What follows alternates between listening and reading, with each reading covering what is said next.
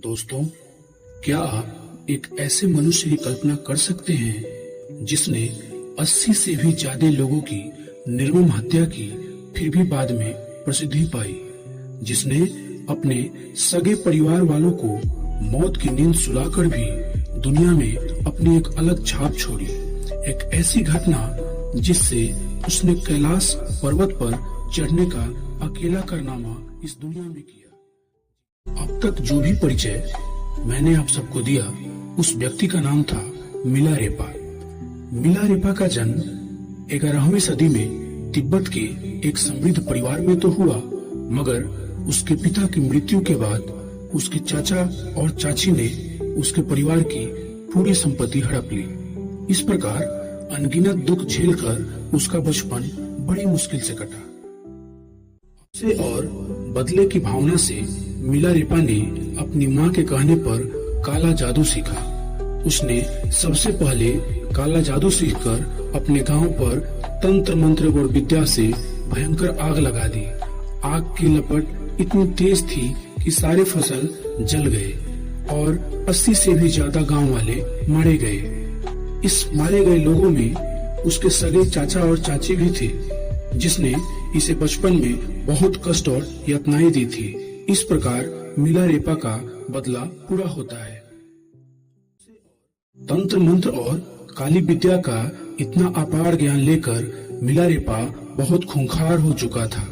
वो हमेशा मुर्दों से बातें किया करता, तंत्र प्रयोग कर हजारों जानवरों और मनुष्यों की बलि देता, मृत शरीर के साथ तरह तरह का प्रयोग एवं तंत्र सिद्धि करता, यहाँ तक कि आत्माओं की दुनिया में जाकर वहाँ का अनुभव और रोमांचक घटना को जोर जोर से चिल्लाकर बोलता। तंत्र मंत्र ऐसा लगातार होता देख लोग उससे डरकर दूर भागने लगे।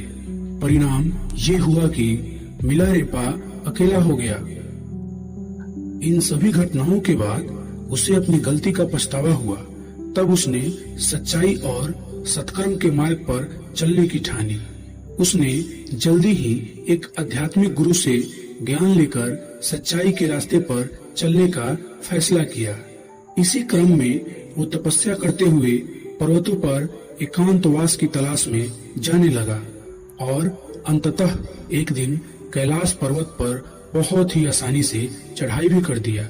वही कैलाश पर्वत जिस पर मिलारेपा के अलावा आज तक कोई दूसरा नहीं चढ़ पाया। अपने जीवन काल के अंत में उसने भगवान की भक्ति और पूजा पाठ हेतु लाखों कविताएं, गीत और आध्यात्मिक पुस्तकों की रचना की, जो आज तिब्बत में सम्मानीय पुस्तक माने जाते हैं।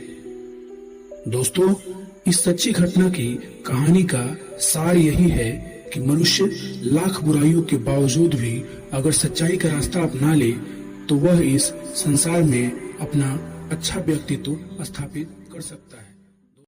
तो फिर हम मिलेंगे एक नए वीडियो में कुछ और रोचक और वास्तविक घटनाओं के वर्णन को साथ लेकर। तब तक हमें दीजिए इजाजत।